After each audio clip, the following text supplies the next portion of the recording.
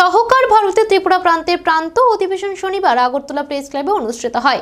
রাজ্য জুড়ে সাংগঠনিক সদস্য ও প্রতিনিধিদের উপস্থিতিতে অনুষ্ঠিত এই অধিবেশনে সাংগঠনিক কার্যক্রম, ভবিষ্যৎ কর্মপরিকল্পনা ও সামাজিক উদ্যোগ নিয়ে বিশদ আলোচনা হয়। অনুষ্ঠানে উপস্থিত ছিলেন সহকার ভারত প্রান্ত অধিবেশনের কর্মকর্তাগণ, সংগঠনের রাজ্য ও জেলা পর্যায়ের দায়িত্বপ্রাপ্তরা এবং বিভিন্ন শাখা থেকে আগত প্রতিনিধিরা।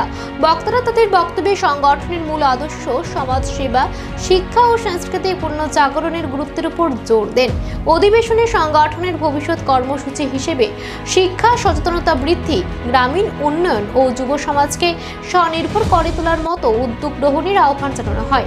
সার্বিকভাবে এই প্রান্ত অধিবেশন সংগঠনের ঐক্য, শৃঙ্খলা ও সামাজিক দায়বদ্ধতার প্রতিফলন ঘটায়।